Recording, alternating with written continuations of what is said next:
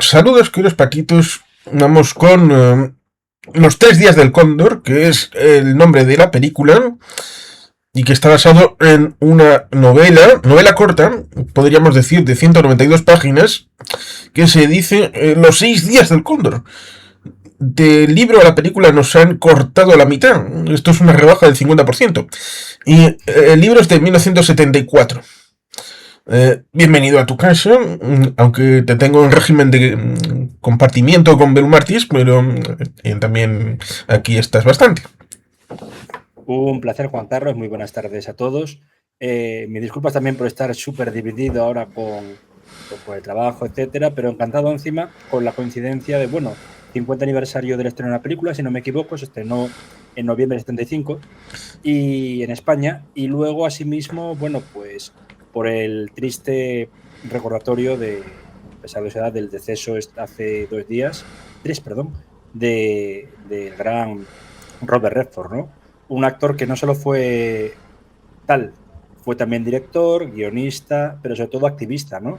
A través del festival que creó de Sundance, también sus motivaciones políticas. Vamos, una persona que va a permanecer el tiempo, pues como fue también su gran compañero en pantalla, que era Paul Newman, fallecido exactamente también 17 años atrás.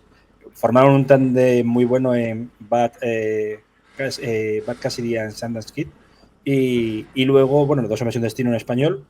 Y de todas formas, los últimos años, a pesar de estar oficialmente retirado desde, si no me equivoco, su cameo en la película de Avengers, pues jugamos 2019, 2020, no recuerdo bien si fue poco antes de la pandemia, durante la pandemia, siguió trabajando como guionista, colaborando con muchos festivales.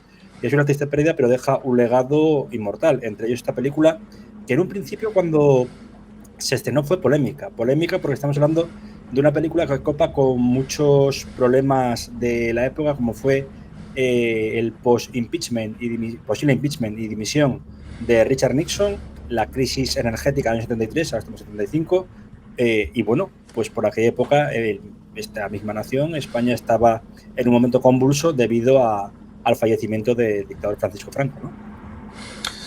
Sí, es interesante. El estreno en Estados Unidos fue el día 25 de septiembre, con lo cual estaríamos clavando los 50 años ahora mismo. Bueno, faltan unos días, pero se entiende, no pasa nada. Es cierto que hay un evento, porque se puede hablar de lo que sucede en la película, respecto de lo que sucede en el libro, respecto de lo que sucede en la realidad en ese año 1975, y has hablado de España, en ese vecino, a veces incómodo porque se le ignora completamente, como es Portugal. En septiembre de 1975 hubo un golpe de Estado para hacer una especie de golpe de timón respecto de lo que había sucedido en la revolución de los claveles de abril del 74, pero parecía que había un poquito demasiado cargado la mano de la izquierda y que estaba a puntito de caer respecto del Partido Comunista, y eso no gustaba, sobre todo teniendo en cuenta de que todo el mundo sabía que en un momento u otro Paquita la Culona iba a dejar este mundo, iba a venir algo distinto. Tener un condicionante comunista al lado era algo... Y resulta curioso, porque ahí nos encontramos otra vez la diatriba histórica que ya sucedió en Alemania en los años 20 y 30 respecto de la lucha entre el KPD y el SPD. La lucha entre el comunismo y un Mario Suárez, que fue el que salió con mejor pie de el golpe de septiembre del 75. Es interesante respecto a esa trayectoria. Decías Vengadores. Sí, Capitán América y Soldado de Invierno, que es una película bien interesante, donde Robert Redford tiene un papel importante en la trama, y ese papel conecta con este papel de Los Tres Días del Cóndor. Los hermanos Russo lo dijeron claramente, que se ideó el papel como homenaje al papel en esta película. Eso es. Una especie de legado, pues, vinculante a una agencia de inteligencia, en este caso S.H.I.E.L.D., en el de los Vengadores, el Capitán América, y también los Vengadores por ese cameo, y lógicamente heredera de un agente de la CIA de segundo orden, ni siquiera un agente, un lo que llamarían en inglés un desk clerk, ¿no? Un administrativo de la CIA en los 13 del Cóndor. Eso, efectivamente. Es cierto que el momento no podía ser más propicio para una historia como esta, debido a el descrédito en buena medida de los grupos de inteligencia, con una cierta barrera invisible, a veces pasada, a veces no pasada, respecto de el origen de la propia CIA. Quiero recordar respecto de algo que puede tener relación o no, como es el tema de Cuba, respecto de la posible caída o no del incipiente régimen castrista, de que se comentaba de que la inferencia de CIA en Miami, en Florida, que no podía tener ningún tipo de instalación porque era todo dedicado al exterior, para el interior ya estaba el FBI. Pero claro, en ese momento el FBI, con la parte terminal de la vida de J. Edgar Hoover, que murió en el 72, y todo el pescado que dejó ahí con respecto de lo que acabó saliendo después en el ámbito de Watergate, en la dimisión de Nixon, pues ahí nos encontramos con un momento complicado para ser parte de la comunidad de inteligencia, ya sea hacia adentro del FBI como para hacia afuera, como es la CIA. Esta película se mueve en esas coordenadas. El libro es del 74, mucho éxito tuvo que tener, o por lo menos debió impactar lo suficiente para que hiciera la película inmediatamente después. Y luego nos encontramos en el 76 con Todos los hombres de presidente, que en parte se ve envuelto en todo este círculo. Pero Todos los hombres del presidente ya tendrá conversatorio con Antonio Muñoz Lorente, e igual tal vez contigo. Eso ya llegaremos a eso en su momento. Y podemos enlazarlo también incluso con otra película que ya hemos hablado muchas veces, como es Spy Game, ¿no? Toda esa comunidad de inteligencia desprestigiada en esa década, desde el año 75 hasta el año 85. Has indicado una cosa que mucha gente no sabe, muy correctamente. La CIA solo puede operar en el exterior. Es, vamos, no solo imposible, sino que puede ser juzgado penalmente si actúa en el interior. Para eso está el FBI. Pero efectivamente muere o fallece en el año 72 lo que es el primer director importante, vamos a decirlo, del buró, vinculado también al escándalo Watergate, como era J. Edgar Hoover, ¿no? También con esas acusaciones que hubo contra su persona en ámbito privado, de travestismo, largo, etcétera, de una posible homosexualidad, que en aquella época dieron bastantes problemas a lo que era esa oficina de inteligencia. Unamos a ello también el desprestigio lo hacía porque estaba viendo que su antiguo subdirector, Richard Helms, estuvo metido de lleno durante la administración Nixon, cosa que se cita veladamente en la película, cuando hablaremos a posteriori de ella, el factor de todo relativo a los golpes de la propia Operación Cóndor, ¿no? Toda aquella situación por la cual se dieron golpes de Estado, se apoyaron digamos, a milicias de todo tipo, especialmente, bueno, a los ejércitos vinculados a grupos de extrema derecha, como fue esa especie de media luna de sangre en Latinoamérica, que empezó en Chile y acabó en Centroamérica, ¿no? Se cumplía de peor modo aquello de América para los americanos, pero por miedo a que los intereses estadounidenses estuviesen siendo polarizados, sobre todo por el incipiente poderío de la Revolución Cubana. Podemos ver que 2 años antes de estrenar la película, justo en septiembre, el 11 de septiembre, cae el régimen de Salvador Allende, Unión Popular, Unidad Popular, por el golpe de Augusto Pinochet. Régimen que se mantendrá en el poder durante 17 años con un puño de hierro y con, bueno, con muchísimos muertos y desaparecidos. Posteriormente, y no menos duro, Argentina. Y todo ello de manera velada, citando otros países como son Venezuela, y comentaremos, aparecía y aparece los 3 días del Cóndor. El desprestigio es tal que al año siguiente de esa película, aparte de estrenarse Todos los hombres del presidente, intentaba capear con lo relativo al escándalo Watergate, en vista de una elección presidencial muy reñida, como fuera de Jimmy Carter, fallecido hace escasamente casi un año, y Gerald Ford, el vicepresidente y único presidente de Estados Unidos que nunca pasó por las urnas, pues tenía que dirimir y cerrar la herida social, ¿no? Se dice que esa película, junto con Star Wars, fue la que intentaron cerrar el trauma de Vietnam, de un modo u otro. A mí me parece cuanto menos curioso, pero quizás está acertado.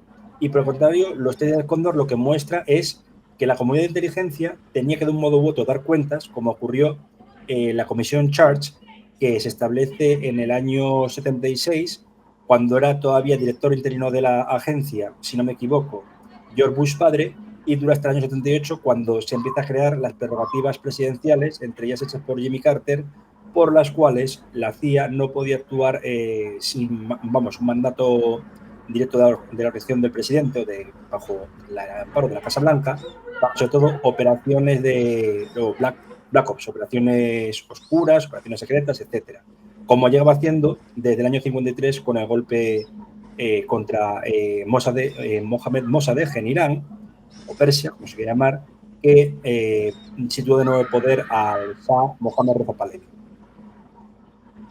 Sí, lo que llegaremos con respecto de lo que la trama acaba por resolver respecto de lo que sucede y por qué sucede. Quisiera resaltar una opinión impopular o una información impopular tal vez, porque más que opinión es información, como es el tema de la OLAS. Una reunión en La Habana en 1967 y que tuvo corta duración, porque la muerte del Che Guevara en Bolivia cortó esta disposición. Podríamos traducir OLAS por Organización Latinoamericana de Amigos del Socialismo, pero seguro que no es exactamente así. Pero ciertamente resulta curioso porque esto es visible, por ejemplo, cuando uno va a Wikipedia y va a la biografía de Salvador Allende, en la entrada respecto de los años 60, entra directamente, habla abiertamente de esta reunión y entras en la entrada de OLAS y dice que es una organización de grupos revolucionarios en La Habana para tratar de extender la lucha armada. Así, a pelo. Con lo cual, en buena medida, se puede llegar a entender que sea con carácter preventivo o sea acompasado, es decir, que vayan a la par, no es posible entender realmente, si se quiere ser honesto, el Plan Cóndor sin hablar de la contraparte y sin hablar de la OLAS, a pesar de que técnicamente la OLAS se disuelve a finales del 67, pero luego hay una junta que dura del 72 al 79 de movimientos revolucionarios de Bolivia, Argentina, Chile, Uruguay, que tiene su respuesta en el Plan Cóndor. Cierto es que luego se puede entrar respecto del Plan Cóndor a ver qué daño hizo, qué contraparte tuvo en el acompañamiento por parte de Estados Unidos y el nombre de Cóndor, que seguramente debido a que empezó a ser conocido el tema de la Operación Cóndor en 1975, justamente en paralelo con la situación de la película, pues tuvo seguramente influencia a la hora de mantener el nombre, a pesar de que, como digo, el libro del 74 es Los 6 días del Cóndor y la película es Los 3 días del Cóndor. ¿Dónde está la diferencia? Teniendo en cuenta de que es un libro de 192 páginas, pues para eso habría que hacer la comparación de la novela con el guión. Supuestamente Lorenzo Di Bonaventura quiso romper un poco el esquema porque parecía que 6 días eran demasiado largos para una película que situaba en un Nueva York caótico donde ya empezaba a surgir esa especie de idea de la sociedad de la inmediatez, ¿no?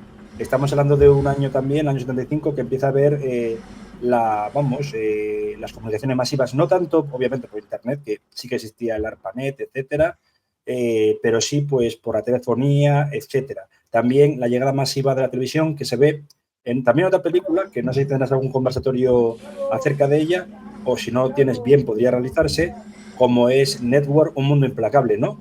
Que encima fue, si no me equivoco, la primera película con la que se galardonó póstumamente a un actor, a Peter Finch. Y en estos casos, pues nos encontramos con eso, ¿no? Con que Di Bonaventura, junto con, creo que hubo retoque del guión sin acreditar de Mario Puzo, dijeron, hay que limitarlo a un máximo de 72 horas. Dijeron, en horas no, en días. Vale, pues 3 días del Cóndor. Cosa que también luego se aplicó del modo horario a otra película, pues unas buddy cop movie, como se dice, película de colegas policías, como fue Límite 48 horas y su secuela 48 horas más. En esos momentos, claro, vuelvo a repetir, estamos hablando de inmediatez, una sociedad que necesitaba, sobre todo, quitarse no San Benito, sino el dolor de todo lo relativo a lo que fue el escándalo Watergate, y para eso necesitaba el consumo de una información inmediata. De ahí por lo que muchos, por ejemplo, creo que era Roger Siskel Gene Siskel y Roger Ebert dijeron que la reducción del tiempo de la película se debe no tanto a un intento de adaptar la propia novela, sino de que tenga una sensación de inmediatez, de que urgía por el salvamento también del protagonista, Robert Redford, que diremos a posteriori, perdón por el spoiler, y no solo eso, sino también la importancia de tener enganchado completamente al propio espectador o espectadora.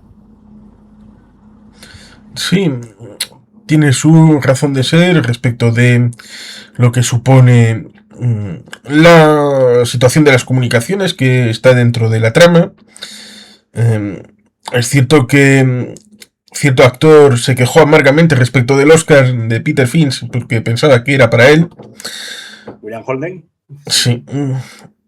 Y es cierto que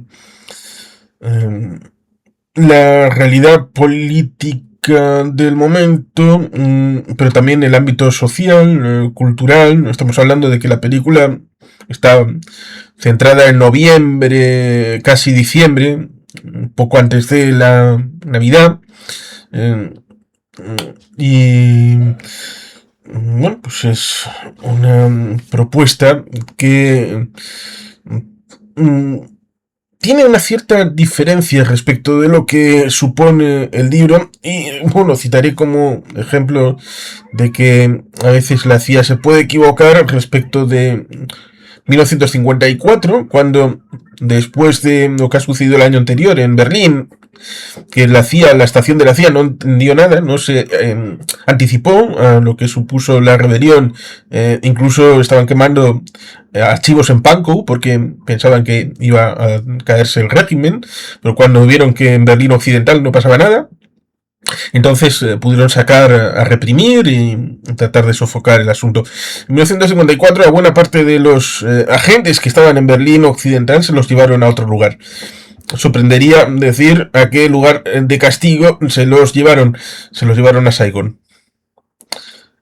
Con lo cual hay una diferencia respecto de cierta operación de liquidación de objetivos, que esa funcionó bien, y otra respecto de esos operativos en Saigón, que todo el mundo sabía en Saigón quiénes eran los miembros de la CIA. De hecho, se cita en otra película veladamente, pues como 2 áreas de castigo donde mandaron al personaje de otro actor fallecido este año en tristes circunstancias, como fue Jim Hackman, en Enemigo Público, o Enemigo del Estado, no recuerdo bien cómo era el título realmente, con Will Smith, dirigida por el también ya fallecido Tony Scott.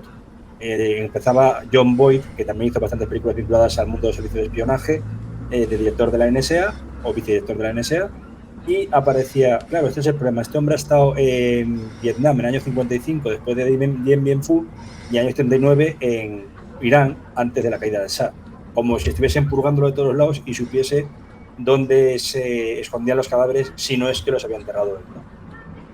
Sí, eso se decía en Pánico Nuclear respecto de cierto agente antisoviético, luego ruso, en la película. Que curiosamente también había sido un nazi en Indiana Jones y la última cruzada, el coronel Vogel, Michael Shear.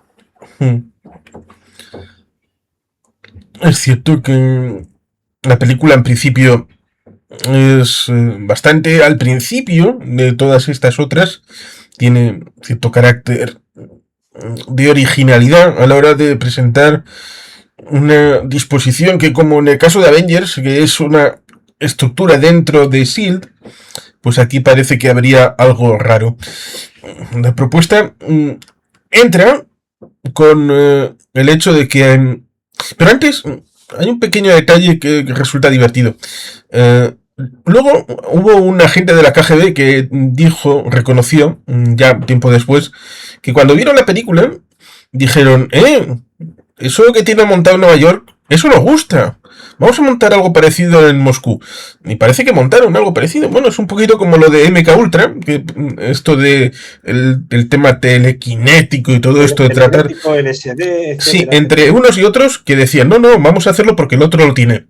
y viceversa. Y al final acabaron montando los dos un programa en paralelo, y no se sabía realmente quién había empezado qué, pero al final fueron retroalimentándose. ¿De qué modo, perdón? ¿De qué modo lo habían hecho? Sí, sí, Sí. efectivamente. Pues aquí nos encontramos con algo curioso, que una película eleve a categoría algo que está en principio en la ficción y que al final luego los soviéticos en Moscú montaron, porque al fin y al cabo nos encontramos con un edificio en una de estas calles de Nueva York.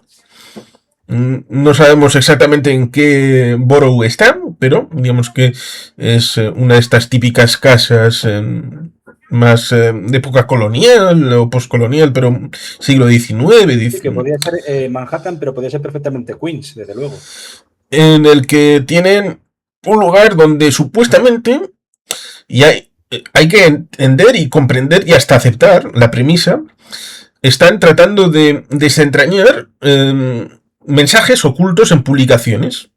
Lee libros, revistas, a veces hasta periódicos, buscando mensajes ocultos bien. He creído entender que hacia el interior, para verificar si lo que están haciendo casa con lo que están en los informes, y también cara al exterior, respecto de tal vez lo que el enemigo haga, que puedan estar comunicándose a través de publicaciones como libros, revistas y periódicos. Lo cual en principio resultaría un poco curioso que alguien esté utilizando libros para intercambiar mensajes, pero claro, hay un salto importante, porque estaríamos pensando en la comunicación de 2025 y no en la de 1975. Eso es. De todas formas, también recuerda un poco a lo que buscaban tan exhaustivamente dentro del país.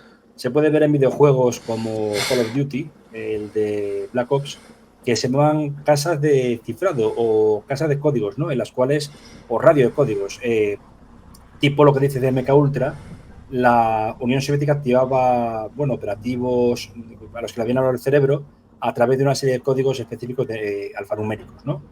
Aquí, por el contrario, no, es una realidad en la cual, a través de literatura que en muchos casos estaba supuestamente vinculada a la autopublicación, el Samizdat como oposición interna en la URSS, llegaba a Estados Unidos y lo que en realidad tenía era un libro de códigos para los sleepers, ¿no? Los agentes durmientes localizados en el país. Algo que se ve muy bien en una serie que también recomiendo, como es The Americans, altamente recomendable. En este caso, pues el personaje de Robert Redford es poco menos que casi podemos decir que Joe Turner es un personaje anodino, porque incluso el principio, si te fijas, de la película se hace muy lento y muy plomizo. Él únicamente se dedica a analizar esos libros, deja sus notas, anotaciones, etcétera. En una época incluso hay máquinas de escribir, pero no se utiliza. Todo es casi manual, es muy artístico, por así decirlo, ¿no? Artesanal, perdón. Y en cualquier caso, lo que busca, pues eso, hasta que se da cuenta de que hay un libro con una traducción reciente y que aparece lo que es, pues más o menos, un libro que, si no me equivoco y me falla la memoria, había sido de publicación reciente, pero tenía bastante número de ventas y le hacía sospechar. Básicamente, sí. Lo que le hacía sospechar era que había salido, publicado, y no había tenido apenas ventas. Pero en un momento dado después, es traducido al castellano, pero no... Decía en esa primera parte contrapartes de al árabe, pero no al turco, al neerlandés, pero no al... Y decía, y al español, pero no a... No recuerdo exactamente qué dicotomías decía exactamente, pero eso le hacía como sospechar. Sospechar de por qué ese libro tenía más éxito, sobre todo después de haber fracasado. Y discrepo en parte respecto de la presentación del personaje. Cierto es que igual estaríamos acostumbrados a una configuración diferente. Por ejemplo, estoy viendo Jack Ryan, la serie, a pesar de que en buena medida al ver a John Krasinski no puedo evitar ver a Jim Halper, de The Office en el personaje, más que la herencia de Alec Baldwin, Harrison Ford, incluso Chris Pine, y Ben Affleck también en Pánico Nuclear. Pues ahí nos encontramos con un friki. Como se dice, un friki. Es decir, vamos, como si nos pusieran a ti o a mí respecto de alguien que le gusta leer. En aquel caso no estaríamos hablando de. Porque sería un poco raro que dijeran, es que le gusta ver las cosas que hace Stan Lee, Jack Kirby, lee Marvel, lee. No, eso habría quedado un poquito. Poco de la época. Fuera de sitio. Pero digamos que 50 años después a este personaje se le hubiera descrito algo parecido. Que jugaría videojuegos, que lee cómics, que es lo que se dice un friki. Y se dan esa suerte de pinceladas. Sería un poquito como mezcla de Sheldon Cooper, mezcla de Sherlock Holmes, mezcla de Jack Ryan. Y se verifica en esa pequeñita cosa de pasada de... Tenemos un asunto que no sabemos si es verdad o mentira. Tienen un caso que están tratando de buscar que la computadora les ayude. Y él, cuando llega, cuando se mete en su despacho, escucha un poco los datos, aunque no quiera, y se lo resuelve. No es plomo, es hielo. Porque los únicos restos son unas gotas de agua, con lo cual ha metido una bala de hielo, ha disparado, ahí tienes el muerto, y por eso no hay ningún tema de balística. Bueno, pues él es de mente ágil, y seguramente esa mente ágil respecto de esos intereses que en la época no eran lo más popular, pero que configuran luego también respecto de la contraparte, que es el alsaciano, que pinta figuritas, lo cual también es un poco friki. Joubert, la figura de Joubert, ¿no? Joubert, que yo creo que se inspiraron un poco en la persona que no pudo ser al final. En un principio, si no me equivoco, leyendo un libro bastante bueno como es 1001 filmes que hay que ver antes de morir, siempre incluye el prefacio de la película, para no hacer spoiler, y si no me falla la memoria también indicaba el factor de cómo pudo haber sido, ¿no? Una especie de what if. Desde luego Robert Redford era la persona elegida para ser Joe, protagonista, ¿no? Pero Cliff Robertson tampoco, que le hablaremos luego de él, tampoco estaba muy por la labor. Se presó en Bar Lancaster, que unos años después, 8 años después, también haría una mega película de espionaje que fue a título póstumo la última de Sam Peckinpah, la denigrada que de Omega, a mí me parece maravillosa. Y Faye Dunaway también se estableció, pero lo que era Max von Sydow, haciendo del alsaciano de Joubert, no estaba planeado como tal, e iba a ser Peter Cushing. Pero Peter Cushing se encontraba en un momento, aparte del rodaje de Star Wars, muy delicado de su vida porque había fallecido su esposa, y se intentó hacer una especie de guiño cariñoso a él, porque otra cosa no, pero Peter Cushing era muy aficionado a pintar miniaturas y también a los juegos de tablero y de guerra, ¿no? Algo que le hubiese gustado a Paco y la gente de Dumartis conocer. Pero es cierto, y bueno, tiene esas dos figuras que encima son un poco, no vamos a decir rocambolescas para la época, pero que lo que tú has dicho, un friki, tanto uno como otro. Uno como investigador de la CIA, no agente de campo, como él admite posteriormente, de una conversación bastante caliente durante con aquel personaje llamado el Mayor, y del mismo modo, pues, Max von Sydow como un asesino poco visualizable en los que vemos en las últimas películas armados hasta los dientes o quizá con un maquiavelismo tremendo, pero unas armas de última generación, sino que aquí es como un asesino hasta, diríamos, y perdón por lo que le aplico, elegante. Sí, el problema de la película que dijiste de La clave Omega de 1983 es que respecto del libro de Robert Ludlum es bastante simplificada.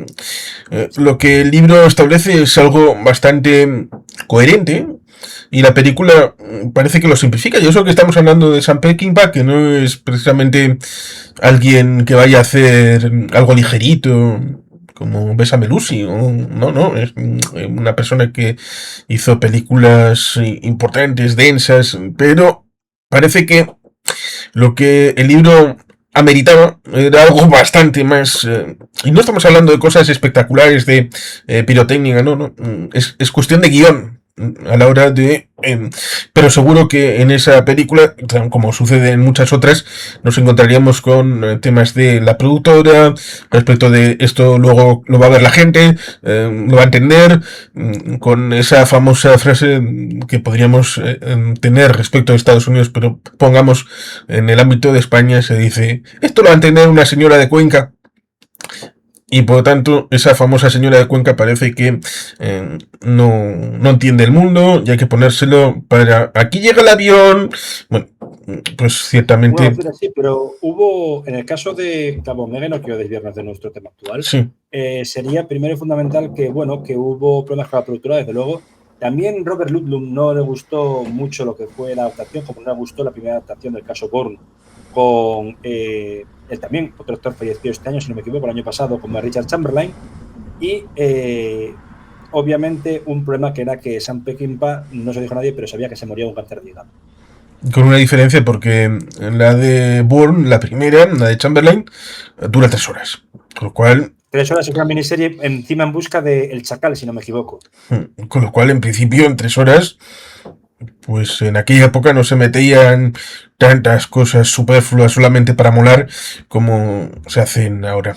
Pero sí, en el caso de la que nos ocupa, de los 3 días del Cóndor, resulta interesante cómo la trama entra en esa estancia en donde, bueno, parece como si fuera un club de lectura, un lugar de sabiduría o un lugar académico, pero en realidad son agentes que están haciendo una labor. Hay gente que está, la chica de la entrada, como medio secretaria, está el encargado que está con las plantas, está el de seguridad, que era antiguamente marine, luego se verán algunas informaciones de cada uno de ellos, y en la parte de arriba pues están los que se dedican a ir cotejando el tema del material. Pero se da esa curiosa circunstancia de que está la entrada principal, están mirando a ver si entran todos, hay uno que falta, que luego irán a la casa a tachar la raya, a liquidarle. Pero cuando ven que el personaje de Turner entra, que va en una motocicletilla por ahí, por Nueva York, le tachan y dicen, bueno, pues dentro de poco vamos a entrar. Porque también están esperando al otro. Pero el otro parece que está indispuesto o que tiene algún tipo de problema de salud y estaba en casa, o directamente ese día no quiso ir a trabajar. A trabajar, exactamente, la excusa típica, sí, sí. Debían de ser las 10:20, dice Turner, va a dejar de llover a las 10:20, luego dice que a las 11:30, pero cuando llega ese momento de las 11:30 parece que es la hora del bocadillo, y en vez de salir por la puerta o sea, que le habrían dicho, bueno, pues abortamos, sale por la parte de seguridad que tiene una conexión con un almacén de libros que está ahí y una puerta trasera. Con lo cual no le ven. Y por lo tanto no está. Si hubiera estado, lo habrían solucionado, con lo cual le habría cerrado el asunto ahí y no tendríamos más película. Con lo cual era necesario que hubiera un superviviente. Y ahí es cuando empieza el asunto de, habiendo un superviviente, cómo impacta respecto de lo existente. Y ahí te empiezas a preguntar, primero, ¿qué ha pasado? Y a partir de aquí, ¿qué puede suceder?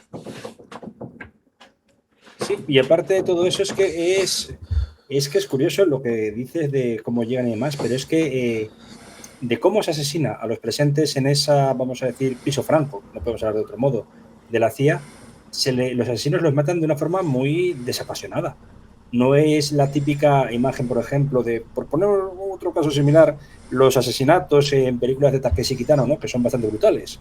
Llegan a una zona y lo que hay es una acribillados a balazos que encima a cámara lenta, de una forma bastante brutal, como suele ser las películas de acción o tiroteos en todo, tanto Hong Kong hasta Japón, etcétera, ¿no? Sacando la distancia de esos dos tipos de cultura y cinematográfica.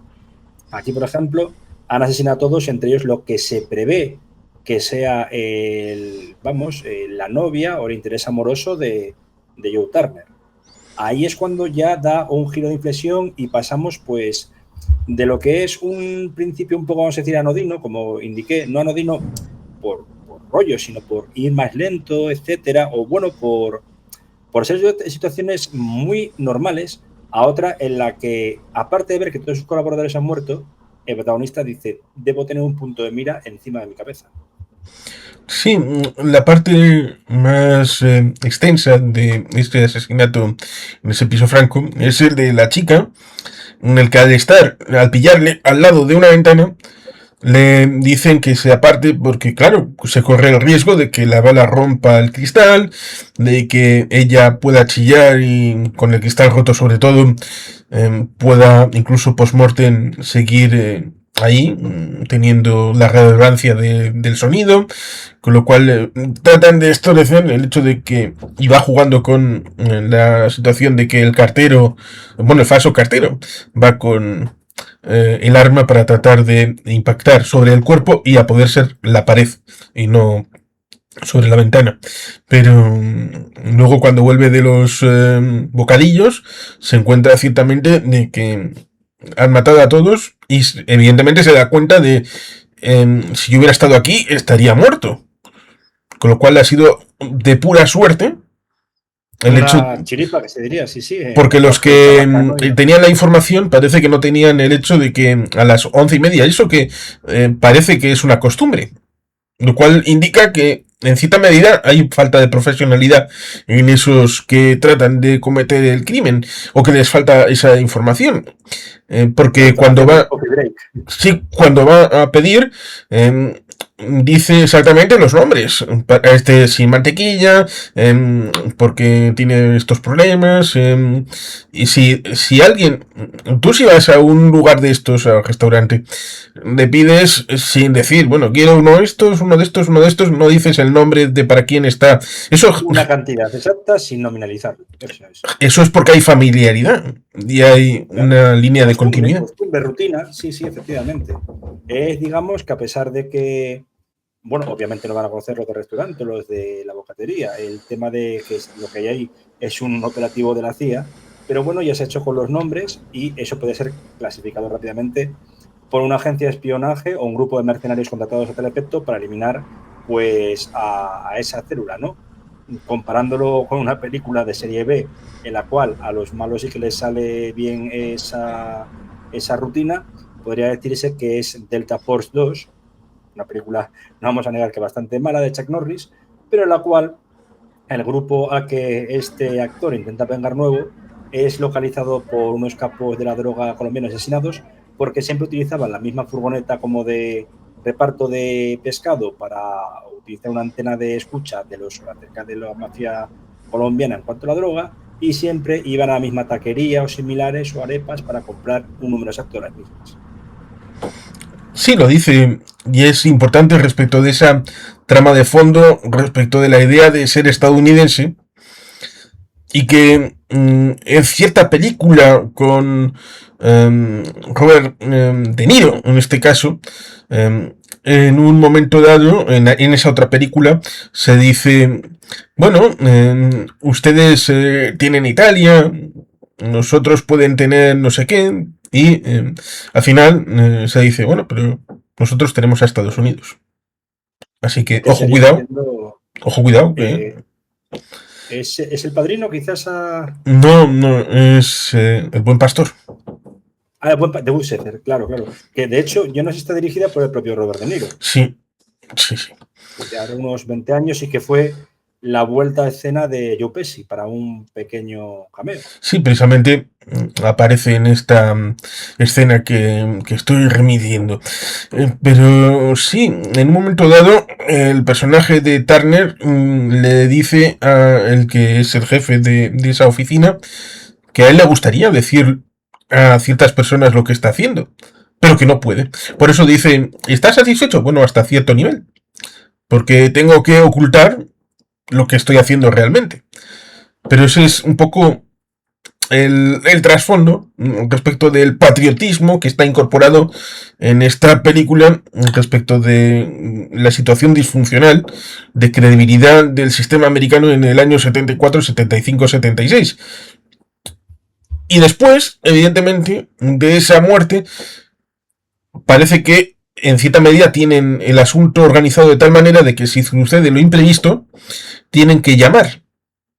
Y ahí nos encontramos con algo que, ya lo digo yo primero, resulta curioso porque hay un señor en la silla que podría conectarlo conceptualmente con cierto señor en la silla de cierta película de Kevin Costner de Jesús. Sí, y que tuvimos sí, conversatorio. sí. Efectivamente, en la de, bueno, George Yunsa, en la de Sin Salida. Exacto. O no escape en inglés. Que también querría decir que la persona que habla desde la silla, ese momento friki, si no me equivoco, la versión en castellano está doblado por el magnífico, en uno de sus primeros, digamos, insertos, ambientes, Constantino Romero. Darth Vader. Qué bien. Darth Vader 007, Terminator, largo, etcétera, y que empezó haciendo, tras trabajar en Radio Barcelona y Radio Juventud, pues estos insertos hasta que de repente, pues un buen director de doblaje como José Luis San Salvador dijo, vamos a rodar una película muy rara, o vamos a doblar una película muy rara, no doblar, que aparece un tipo de 2 metros que parece que se ha fumado un camión de celtas. Tú tirabas muy grave, podías probarlo si no hacer a él o a los soldados, ¿no? En un principio era también otro difunto grande, Pepe Mediavilla, Darth Vader, y hubo un cambio. Darth Vader pasó a ser Constantino Romero y Pepe Mediavilla toda la voz de los soldados imperiales, que no soldados clon, cuidado, no confundamos la línea temporal de Star Wars. Sí, James Earl Jones también se llevó la voz de Constantino Romero cuando estaba en la CIA haciendo de Jim Greer. Sí, y si no me equivoco también, pues como Tulsa Doom en Conan el Bárbaro. Pues tiene que llamar. Pero ahí... Y resulta también curioso el pequeño detalle, porque la oficina de la jefatura Nueva York de la CIA está, ¿dónde si no? En las Torres Gemelas. Gemelas, World Trade Center. De hecho, hay un plano aéreo maravilloso, época Predrón. Supongo que Di Bonaventura, que aparte también tiene muy buenos contactos con cámaras bastante buenos, como era Peter Szucinski o Wolfgang Szucinski, su padre, británicos, o bueno, austrohúngaros, el segundo, el padre del autor, que tuvo que emigrar a Reino Unido, que fueron de los pioneros en lo que era la grabación aérea, ¿no? De planos contrapicados, etcétera, con otra película también que bastante, no sé si tendrás un conversatorio de ella, como es la de 1997, Rescate de Nueva York. Bueno, de momento no, pero nunca se sabe. En el futuro. Pero sí, resulta curioso porque el jefe de Nueva York es un tal Higgins, que podríamos hablar de cierto profesor Higgins, británico, haciendo de logopeda y cosas así en cierta película que era un pequeño musical que nadie conoce. Rex Harrison, bueno, un muchacho así. Sí. My Fair Lady. Sí. Pero este Higgins es el jefe de la sección 17-9 que está a cargo de este piso y lo que tratan es de ponerle a salvo porque no saben qué ha pasado, lo cual también resultaría interesante el hecho de el juego de percepciones, el juego de espejos. ¿Qué piensan? Porque estamos hablando de 3 facciones. La facción ya unipersonal de Turner, que es el tema de del piso franco, porque luego va a ver a la persona que no estaba y ve que está muerto. Ese juego respecto de subir a la escalera, que resulta curioso porque es un poquito lo que hace Sean Connery en Diamantes para la Eternidad, en Ámsterdam, que también hay esa chica respecto de su identidad, pero digamos, ese juego de subir y bajar, timbre, y al final acaba descubriendo que ha sido asesinado, con lo cual hay esa facción, la de él. Luego está la de los asesinos, que no se sabe quiénes son, qué vocación tienen, qué motivaciones. No se sabe. Contratan los mercenarios, justamente. Y luego está la de la CIA. Pero la de la CIA que tampoco sabe qué ha pasado y dado que casualmente hay un superviviente, puede pensar, bueno, aquí puede haber algo raro.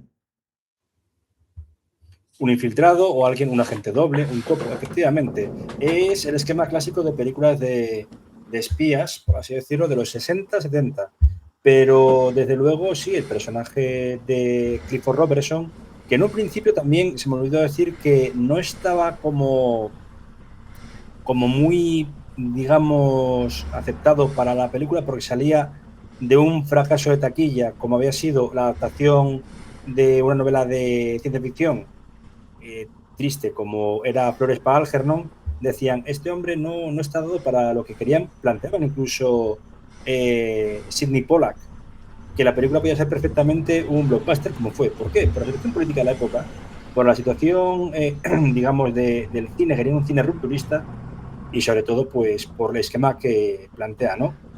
Ahora bien, es muy interesante esas tres facciones que dices y sobre todo que en un momento haya esa duda, como había en Sin Salida, acerca de que Turner realmente es una víctima, es un daño colateral también, o podría ser un agente doble, que lo plantean muchas veces, ¿no? Por ejemplo, en El espía que surgió del frío, por poner un ejemplo con Richard Burton.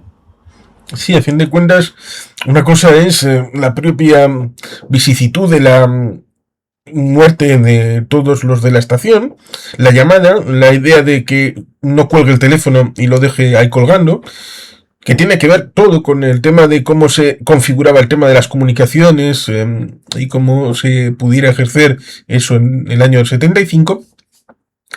Y la idea de que para tratar de llegar al lugar a salvo, estar en la parte de atrás de un hotel, eh, lo cual evidentemente no me deja sino mencionar, aunque solamente sea a título de curiosidad, la conexión mental que se me hace respecto de Solo en Casa 2, en el que al final Joe Pesci encuentra a Macaulay Culkin en la trasera de un hotel, pero aquí nos encontramos con una situación diferente en el que cogen al único amigo que tiene y que está en estadística, pero por alguna razón sabe lo que ha pasado. Sabe que ha habido esos muertos.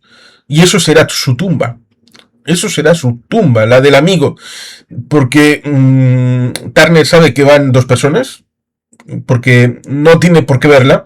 Sabe que pareciera como si fueran la pareja de la Guardia Civil. Siempre en pareja. Sí. Y al no verle físicamente, plantea, oye, ¿dónde está? Y supongo que se aprovecha del dios guionista, o si no, yo no lo entiendo, respecto de que esta persona, si tiene la cosa de matar a los dos, pues podrían hacerse visible, esperar a que estén cerca, haberse engañado un poquito más y haberles matado a los dos a la vez. Pero no lo hace. No, parece que el guionista quiere que desconfíe, aparezca y en la duda de a quién tengo más cerca, a este o a ese del fondo. Bueno, pues me cargo a este y luego al otro pues ya le cogerá a alguien. Y luego... Sí, perdón, sí. No, claro, lo de luego ya, cómo se evoluciona, ya iremos a ello. Sobre todo de todo lo que único que quería decir, perdón por la introducción, sería que cuando habla con el mayor Turner, dice, escúchame hijo de puta, están todos muertos en la casa, y también establece que, aparte de la masacre, pues que básicamente él es un chupatintas, con perdón, dice, no soy un agente de campo, me dedico a leer libros. Eso establece que quizá hubo una confusión o que quizá le hayan dejado vivir porque lo consideran poco menos que un petimetre. Es un poco como la idea de Jack Ryan, que él es un simple analista. Exactamente, un simple analista. Lo que pasa también en Juego Patriotas, pero más aún se ve en lo que es la serie con John Krasinski, ¿no? Que ella dice, he pasado a ser un analista, cuando le llaman Lance Armstrong, creo que es Jim Greer, y dice, soy un analista, he dejado de ser un marine tras el accidente que tuve, en este caso lo cambiaron de aquel accidente en Atenas o en Grecia, a un accidente por un sabotaje en Afganistán. Sí, y le dice claramente, ¿cómo voy yo a Yemen? Soy un analista, yo no soy agente de campo. Pero al final... En el caso de Turner igual, establece una imagen casi de antihéroe, a pesar de que todos imaginarían que Robert Redford con su imagen de galán iba a ser un protagonista, no tipo 007, pero sí una especie de agente secreto tras, bueno, lo que disponía la publicidad, el trailer de la época y el póster también de la época, y al final acaba siendo un antihéroe como, bueno, repetiría 25 años después, 26, mejor dicho, en Spy Game, ¿no? Se mete en una tienda de modas y en ese momento las dos únicas canciones han sido por estas casualidades de que se está escuchando de fondo en un lugar, en la tienda también.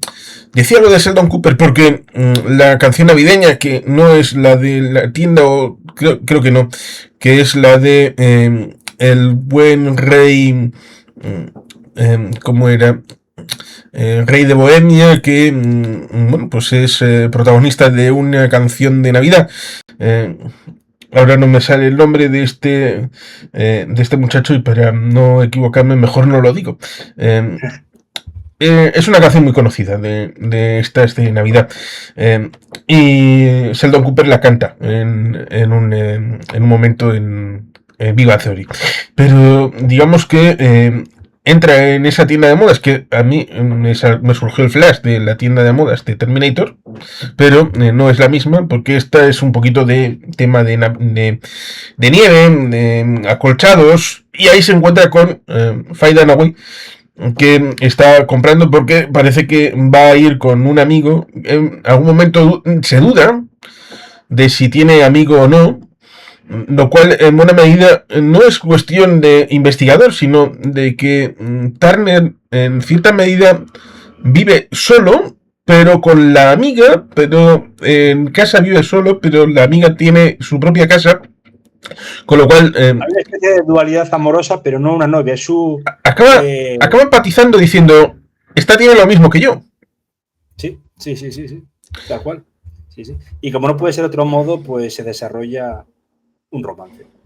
Sí, uno en el que resulta curioso porque para la finalización respecto de esa pregunta abierta que se puede responder más tarde acerca de si los periódicos publicarán o no, nos da en parte la respuesta cuando se dice las noticias son a las 6. Vale, a las 6. Pone las noticias y, bueno, ha habido un tiroteo, pero unos corredores de seguros han muerto, el tirador no ha aparecido. Él, evidentemente, es como el agua y el aceite. Yo he vivido otra cosa completamente distinta. De lo que ocurrió. Sí, sí. Y también le hace duda al personaje. Es como si dijesen, ha mandado una información, valga la redundancia, de nuevo, sesgada a los teletipos de las agencias de prensa y de televisión, o quizás también los medios de comunicación controlados. Bueno, de hecho es que quiero decir o no quiero decirlo, pero a mí me parece que la estrategia de Cóndor es la primera manifestación de lo que Trump intenta llamar un estado profundo, ¿no? Un estado dentro del estado, sobre todo, que está presente desde el año 59-60 hasta esa comisión Charge de la que mencioné anteriormente, que limita los estatutos de las agencias, tanto la CIA, el FBI y también, sobre todo, la de escucha doméstica como la NSA. Sí, también cuenta para el cocido.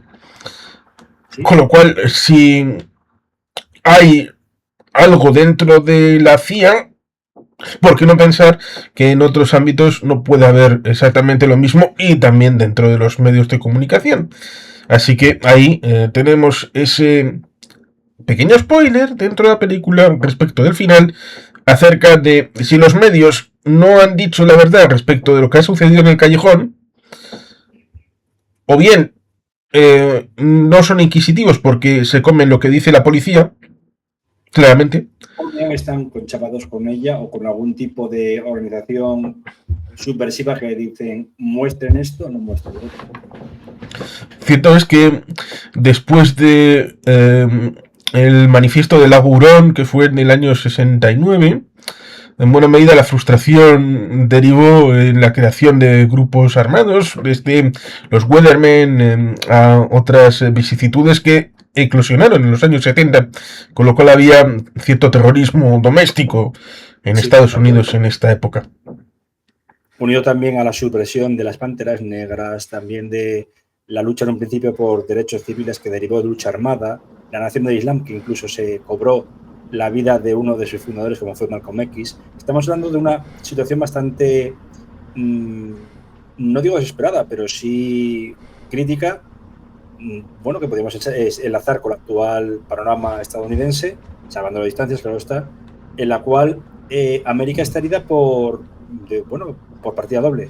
Por una se está recuperando internamente lo que significó el Watergate, y por otra de la aventura en Vietnam y cómo tuvieron que salir por patas sin saber que 4 años después otra pieza del escenario mundial como es Oriente Medio, que se cita en la propia película, también hará caer los cimientos, o temblar los cimientos de la democracia americana con la caída del Shah, ¿no?, de Persia. Sí, en 1979 fue un año bastante prolífico en este tipo de cosas geopolíticas, como es el tema de Nicaragua, el tema de Kabul y el tema de Teherán.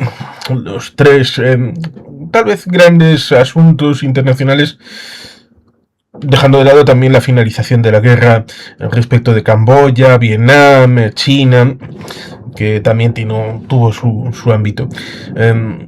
Resulta curioso porque para tratar de endulzar y empatizar la relación entre esos dos personajes, el de Faye Dunaway y el de Robert Redford, por supuesto, ni que esto fuera The Way We Were, ¿no?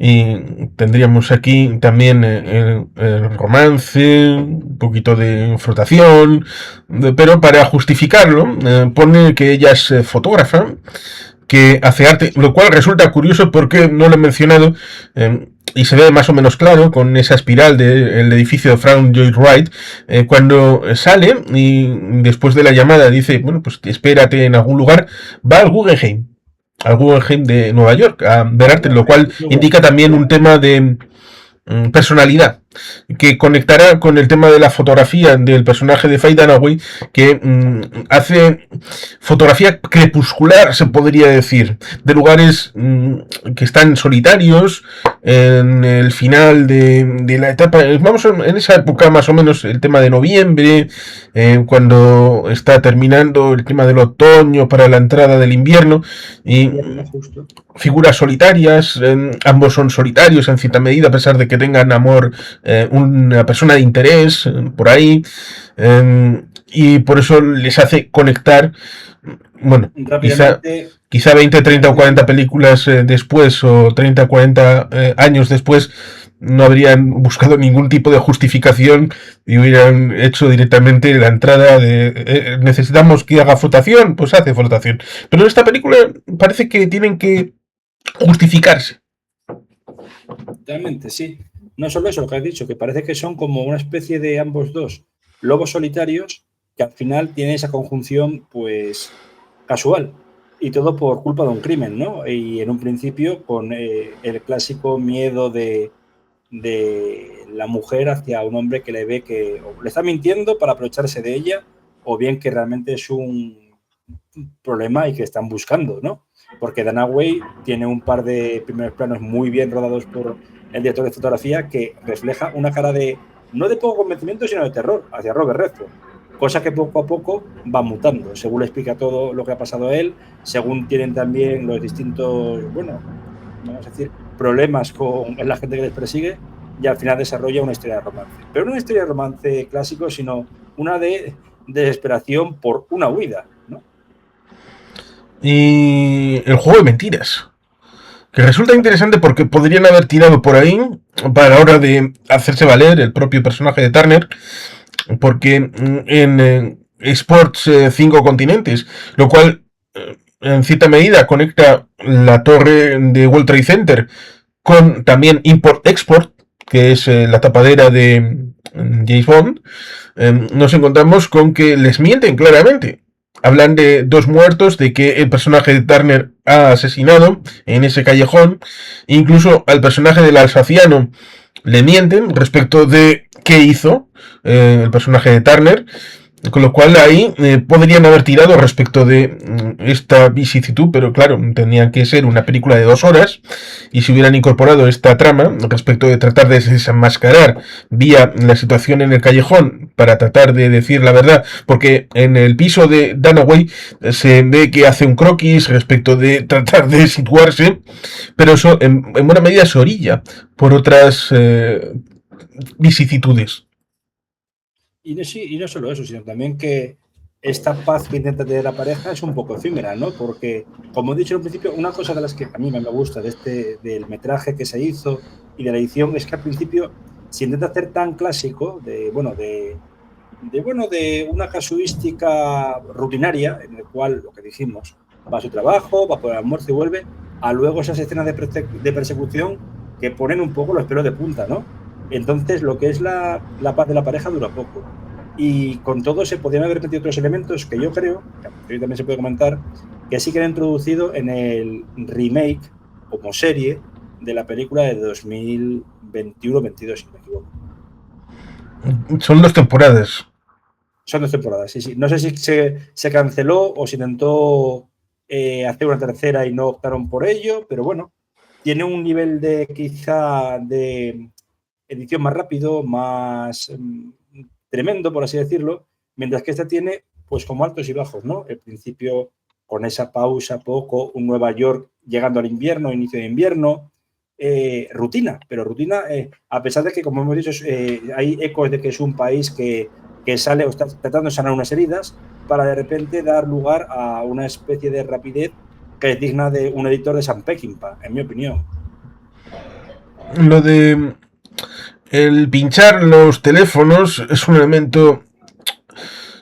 Yo que tuve la suerte de aquí entrar en un edificio y ver los vacíos donde estaban las máquinas de Telefónica, donde ahora evidentemente estaba todo desmontado porque ya no se necesitan tal nivel de máquinas a la hora de generar la conectividad y las comunicaciones, pero y es un edificio que de momento sigue estando en manos de la compañía Telefónica en el centro de Getxo y es un edificio grandote. Y aquí vemos algo parecido respecto de que el personaje de Turner entra para tratar de saber un poco dónde está el alsaciano, tratar de tener información. Luego está el tema de era Atwood, no me recuerdo si el apellido era ese, que era el subjefe de operaciones, formalmente, pero luego también era otra cosa, respecto de esta trama de intentar liquidar los cabos sueltos. Tiene su cosa, esto de con el alsaciano, para el tema del hotel, porque igual a una persona de 50 años después del presente, pues le puede resultar un poco chino esa idea de cómo, de cómo conectar, desconectar y tratar de, porque se ven unas pantallas en ese donde está el tío de las ruedas, de la silla de ruedas.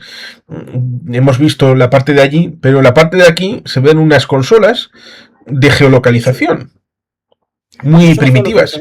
También una base de datos bastante potente que probablemente fuesen de cómo se llaman aquellas tipo tarjetas que utilizaba la IBM, tarjetas perforadas, ¿no? Sí, sí. Que son los que vendió IBM a los del acuarelista austríaco para que lo usaran en los campos de exterminio. Que por eso se pudieron documentar, de algo tuvo que obtener datos por lo menos fehacientes que no digan no hubo tal cosa. Pero sí, y claro, estamos hablando de también otra cosa que ahora quizás suena chino, pero en aquel momento sonaba más a chino, me explico. Es una transición tecnológica. Estamos hablando de que la película que puede ser precursora en el uso de la tecnología de esa manera, con respecto a lo que vemos en la historia de Cóndor, es una película justo creo que del año anterior, 74 o 73. No recuerdo bien, que es también de J. Hackman con Francis Ford Coppola, la maravillosa La Conversación.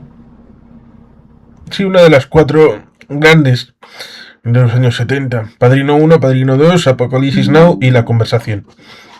La Conversación, siendo quizá La Conversación la más llevadera y la más fácil de desarrollar, porque todos sabemos lo que ocurrió en el rodaje de Apocalipsis Now, empezando en el año 75 justamente y acabado malamente, porque hay creo que hasta 4 metrajes de la película.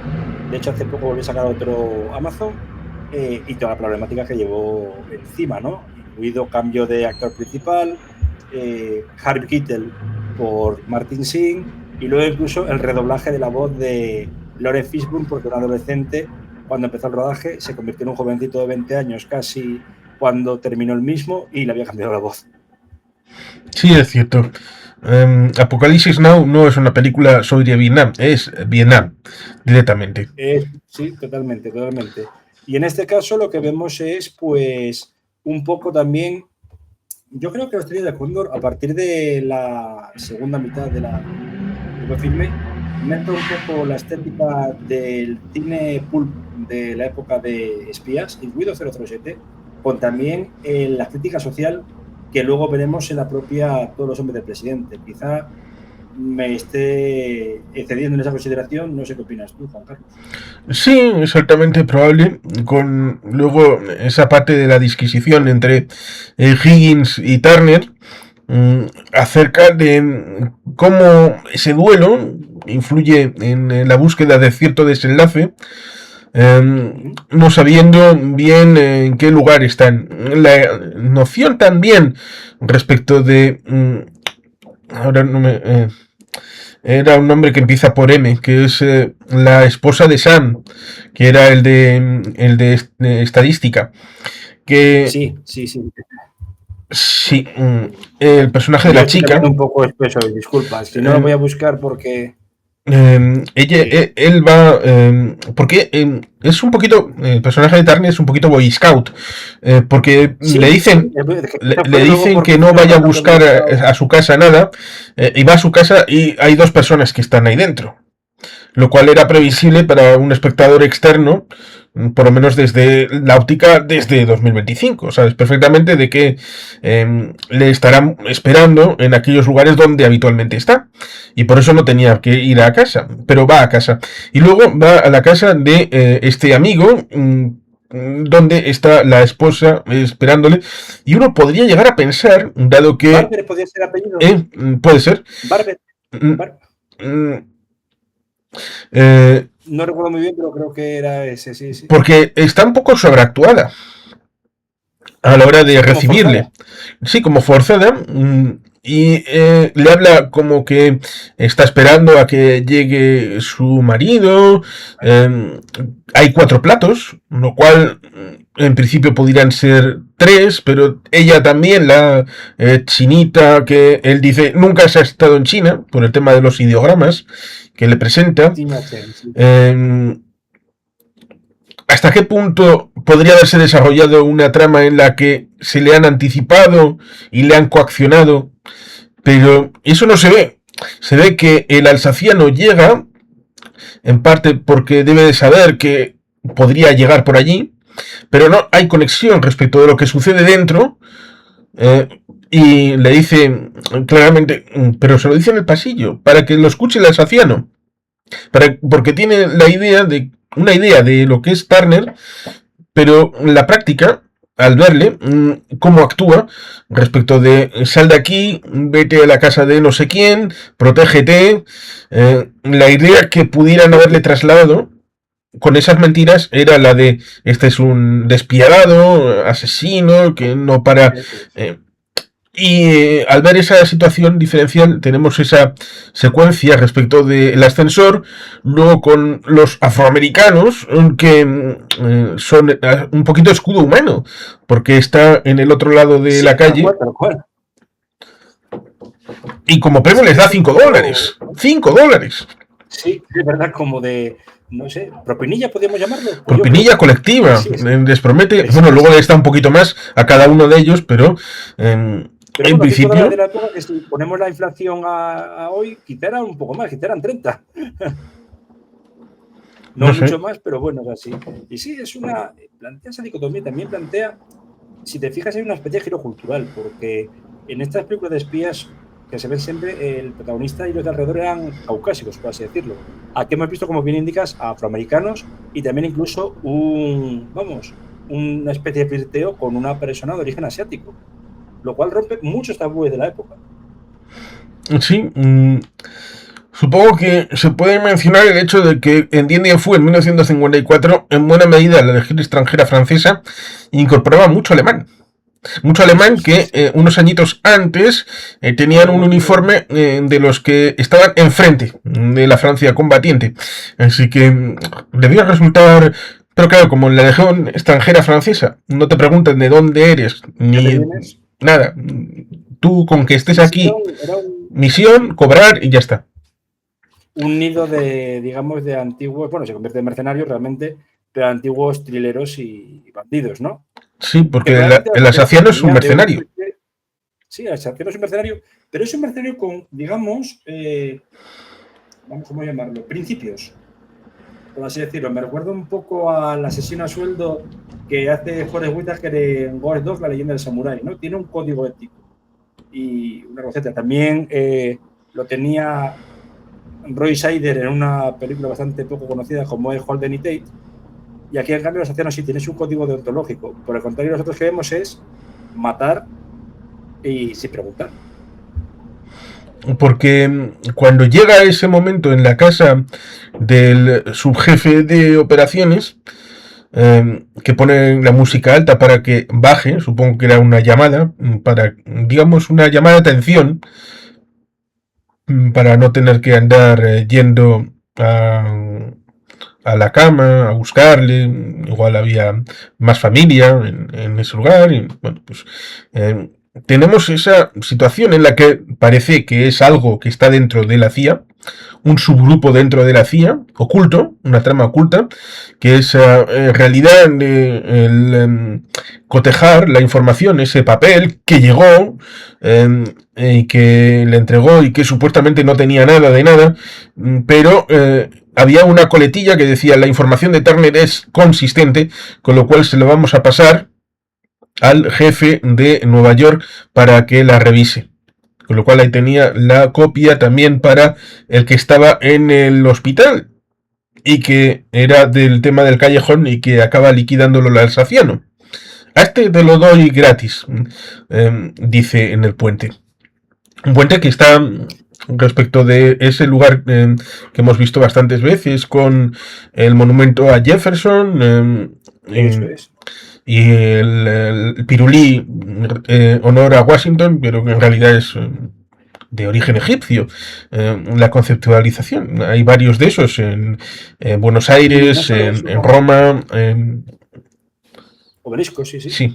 Pero también, sobre todo, hay una cosa que me llama mucha atención en la película, y no es otra cosa que al espectador o espectadora le hace desconfiar, y mucho.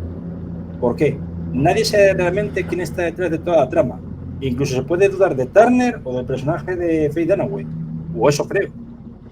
Sí, es interesante que elabores un poquito más eso, pero en buena medida lo que la película establece es que hay ese subgrupo, que es un poquito más ultramontano, un poquito de acción, a diferencia de lo que sucedió realmente un poquito después del estreno. En la vida real hubo un equipo B, porque Wolfowitz, que estaba en aquella época con Donald Rumsfeld, que también estaba en aquella época, la administración saliente, sí, de Nixon, y luego estará en la de Bush Jr. Sí, y también, bueno, también estuvieron, creo que un poco temporalmente Ford, porque si no me falla la memoria, has dicho muy correctamente a Rumsfeld, y Rumsfeld fue el secretario de defensa más joven y a la par el más mayor cuando accede al cargo. Sí, es cierto, también estuvo en Confort. Ese equipo B establecía la idea de que si no habían descubierto una serie de armas en la Unión Soviética era porque eran tan inteligentes que las habían ocultado. Con lo cual, si el equipo el equipo oficial de la CIA no había encontrado ningún rastro de esas armas maravillosas, de esas Wunderwaffen del ámbito soviético, era porque no las habían encontrado, que fue el dictamen del equipo B, y razón suficiente para implementar la política de la guerra de las galaxias. Esa idea parece que está cogida también aquí, está adelantada, está avanzada, porque no es un grupo de acción teórica como podría ser esa idea de los agentes que desde la comodidad del hogar, porque ninguno fue a la Unión Soviética a investigar si lo que el equipo A de la CIA estaba investigando y no encontraba, a ver si lo encontraban. No, no, teorizaron desde casa como si fuera el piso franco, pero con otra conceptualización, porque ni siquiera tenían que leer libros extranjeros, sino simplemente informes traídos de los agentes auténticamente reales. Nos encontramos aquí Analistas, sí, sí. que esos analistas parece que en un momento dado se cabrearon y dijeron que no les gustaba lo que estaba pasando porque, claro, después de lo de Vietnam hubo un frenazo en acciones y dijeron, vamos a tratar de pausar e incluso, como me dijo alguien, en el caso de el 74-75, debido al acuerdo del Educto con tío Henry a la hora del armisticio en Vietnam, había una vocación, sí, en Nixon y parece que también en Ford, de intervenir si hacía falta. Pero ahí fue vivo el Congreso a la hora de limitar la acción presidencial eh, a la hora de En el participar exterior. en guerras. De, Eso es. Y sobre todo, a realizar magnicidios. Recordemos que, por ejemplo, de los golpes conocidos de la CIA, Arbenz salvó la vida, pero otros muchos líderes fueron eliminados. Mismamente, bueno, el caso de Allende, que probablemente se suicidó, pero no iba a salir vivo de aquel complejo del Palacio de la Moneda. sí, y lo que comentaste de la operación Ajax con Kermit Roosevelt del año 54, si no recuerdo mal, acerca de 53, 53. 53 53. es Ajax, 53 la de Arbenz, el 54. Sí, los primeros golpes de la CIA, por así decirlo. Sí, con Musadek, que Musadet, que nacionaliza terminó el jamás. petróleo y eso molestó a los británicos y los británicos llamaron a los americanos. Todavía no había sucedido el canal de Suez, que fue en el 56, y todavía había Eso una es. cierta situación de compadreo en el que en principio no les decían no tajantemente, les decían, bueno, sí, pero mando yo. Mando yo sí, y por ejemplo, estableciendo que al final iba a ser, bueno, un conglomerado tanto británico como neerlandés, como era la Shell. Cosa que también se ve en esta película, porque tenemos que referirnos ya a que, bueno, lo que es, bueno, el propio Joubert, el alsaciano, no persigue a, al propio Turner por ser el primero un agente de una potencia secreta. Es porque ha descubierto un propio problema interno de la CIA. Sí, lo que se ¿No? comenta es que igual hay otra interpretación, por eso decía que tú pudieras desarrollar lo que tenías en mente. Se puede interpretar como que hay un subgrupo que quiere mantener dentro de el sí temas de petróleo, de este subgrupo para Eso hacer es. su negociado, o que dentro de la filosofía de la CIA piensan que los oficiales, la línea oficial, son demasiado pringuis, demasiado flojos, y ellos van a ser la línea dura que va a hacer lo que Eso la es. línea oficial no quiere.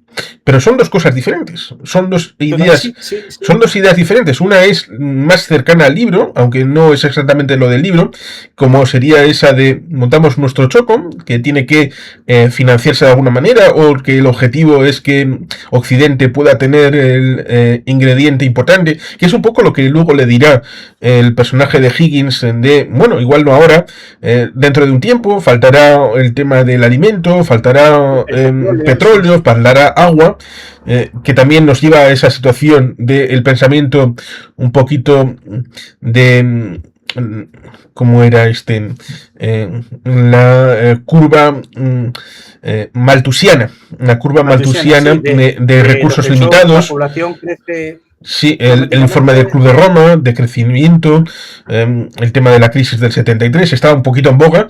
Tenemos ahí, en esa época, la película de Cuando el destino nos alcance, Solen Alcance, Green. sí, eh, de Charlton Heston. Y bueno, también va a ser una novela que es Hagan sitio.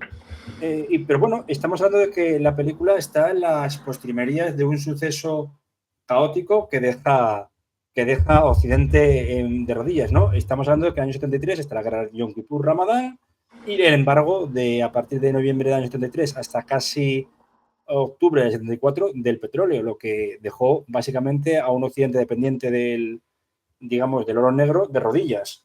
En este caso ya habían surgido quizá grupos de operaciones que planteaban ellos, ¿no? Tenemos, bueno, desde analistas de la RAND, como era el ideólogo de la guerra termonuclear, como era Hermann Campbell, que también hablaba de la escasez, a geógrafos como el que sigue vivo, Yves Lacoste, que decía lo de las geografías de su desarrollo, perdón, e incluso gente que colaboró para este filme como asesor, que no fue otro más que Samuel Huntington, el famoso del choque de civilizaciones. ¿Por qué? Se planteaba ya un futuro de problemática en cuanto a lo que tú dices tú, la curva maltusiana, y sobre todo de escasez de recursos, ¿no? Y dio una literatura bastante prolija y también bastante para el cine.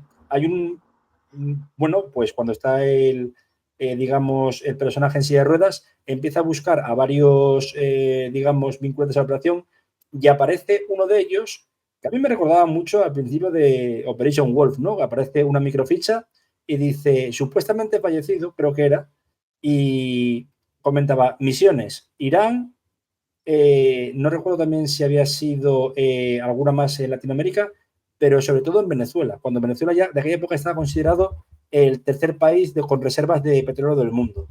Claro, Sí. estamos hablando de que hacía una dicotomía muy posible para que la película, aún siendo que tiene 50 años de antigüedad, pues perfectamente tenía una, digamos, una escala de modernidad, de futurismo aplicable hoy día.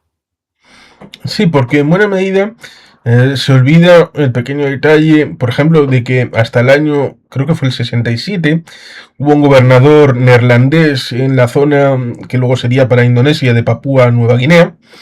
Eh, y ahí nos encontramos con el tema del 75 de Timor Oriental, Timor-Leste. que participó Australia de manera vergonzante respecto de los recursos naturales que aún sigue coleando hoy, con esa idea de que la mediana, bueno, pues que pudiera ser también para beneficio de Australia, pensando que ahí abajo hay algo de petróleo. Y ahí estaría el tema del neerlandés. El tema del castellano, respecto de que en los años 70 empezó a surgir esa idea de la Venezuela saudita. Sí, con Carlos Andrés Pérez. Sí, con el primer mandato de Carlos Andrés Pérez.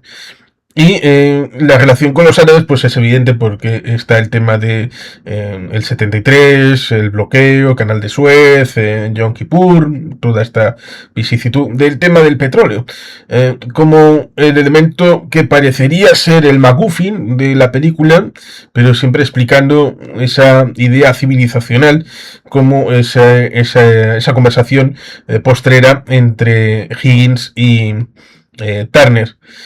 Pero ahí nos encontramos con una situación en la que, ojo, en el libro estaría vinculado más a Air America. La película está con Robert Downey Jr. y Mel Gibson. Bueno, porque el libro, en buena medida, plantea que han hecho una especie de choquito para hacer cosas.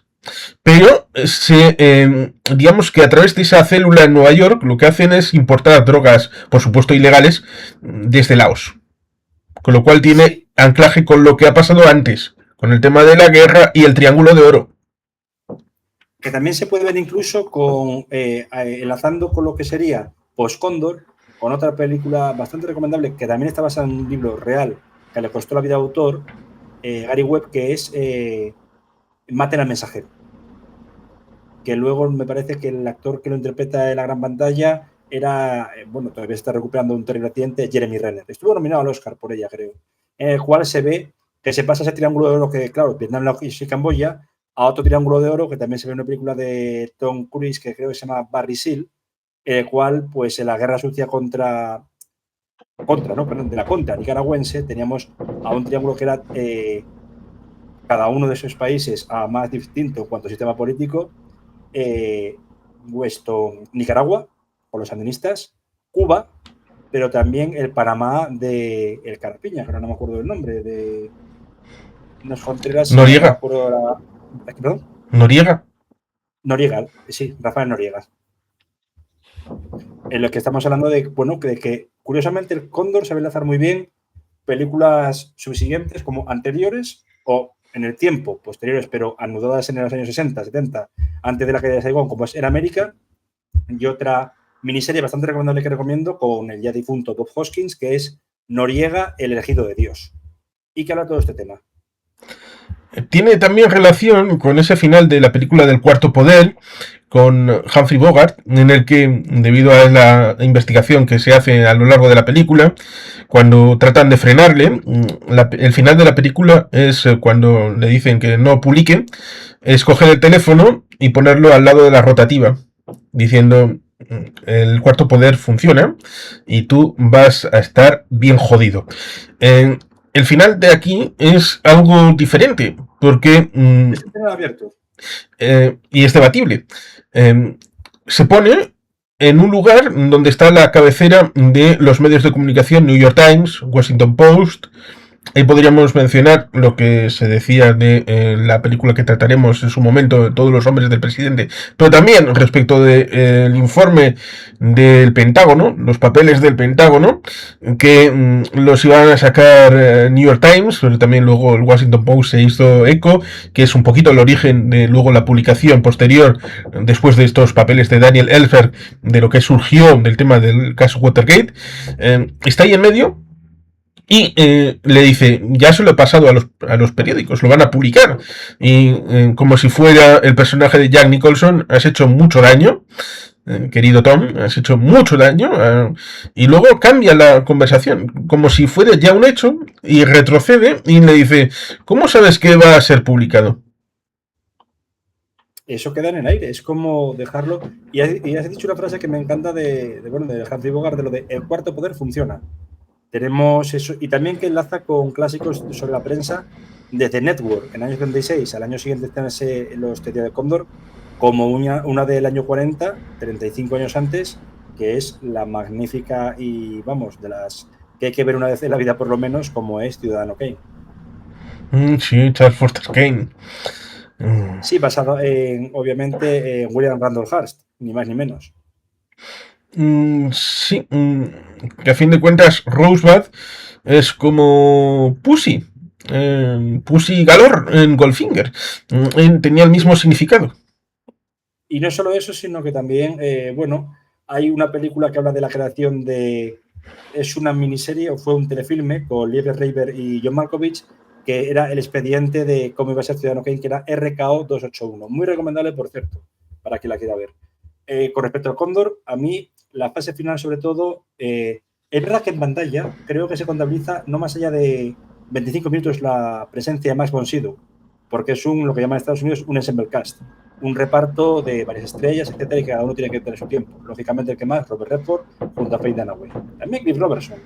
Pero lo que me impresiona es la parte final de la Saciano, Joubert, Max von Sydow, que recién salido de un rodaje extenuante como el que fue el de El Exorcista, elige esta película intentando relanzar un poco la imagen seria, a pesar de que la otra también lo era, pero que supuso muchos quebraderos de cabeza por lo que sabemos de la polémica, de la censura, etcétera.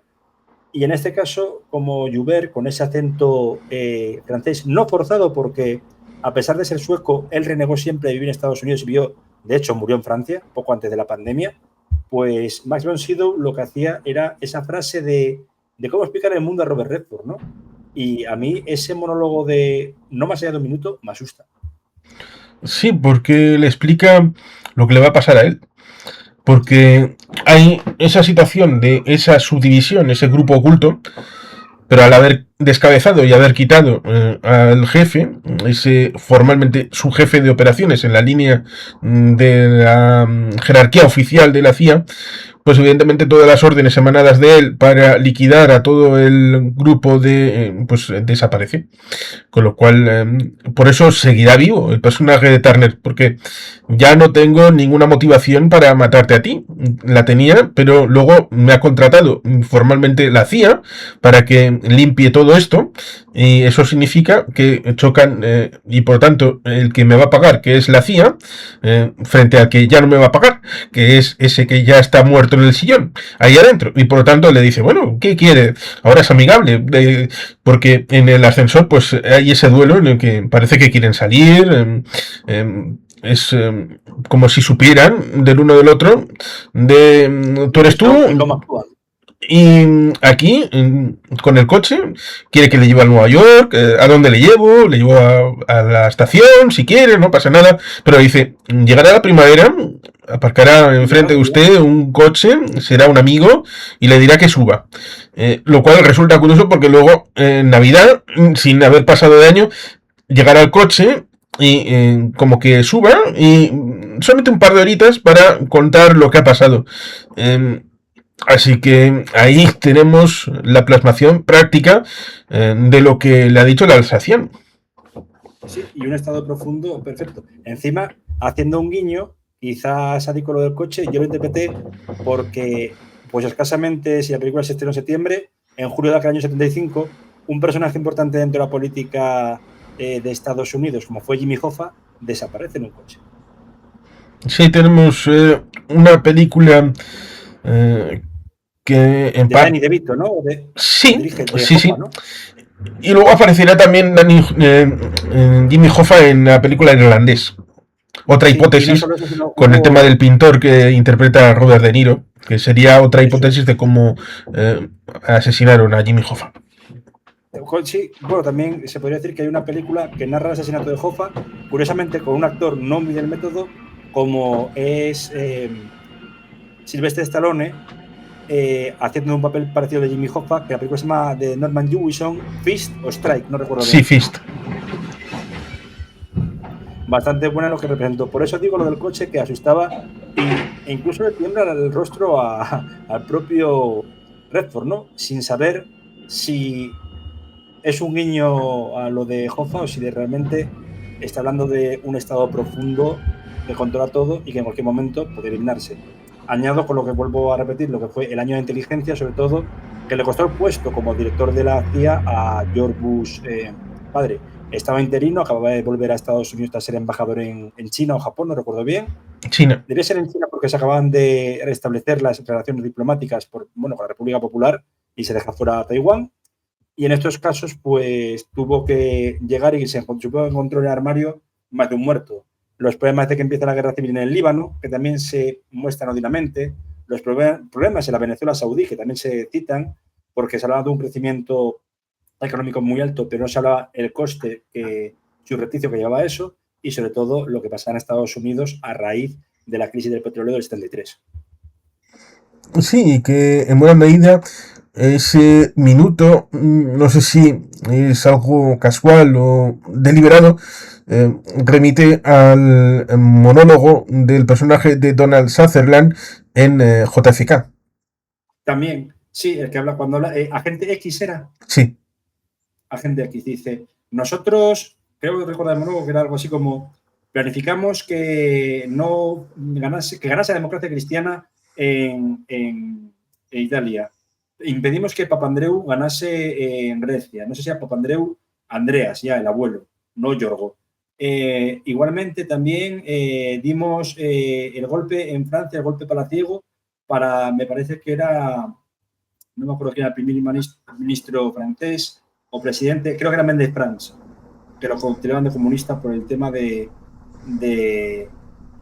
lo que había sido la retirada de Indochina, ¿no? El Dien Bien Phu. Y un largo etcétera, Sí, que al final citaba al Dalai Lama.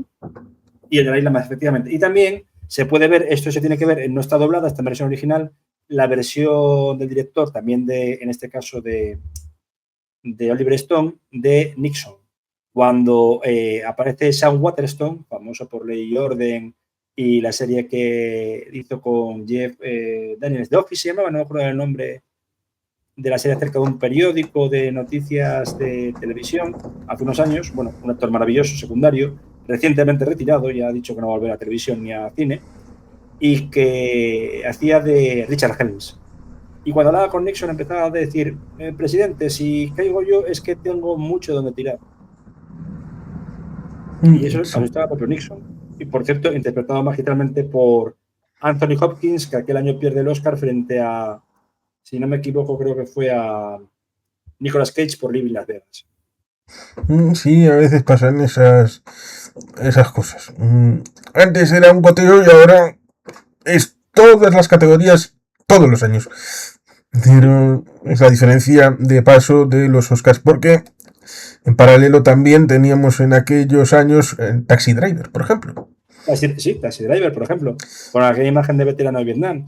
El año 75 también, bueno, pues inicia el rodaje de Apocalipsis Now, pero creo que en ese año 75 cuando empieza también a aparecer el movimiento post-hippie relacionado con el ecologismo, con una película que es casi un monólogo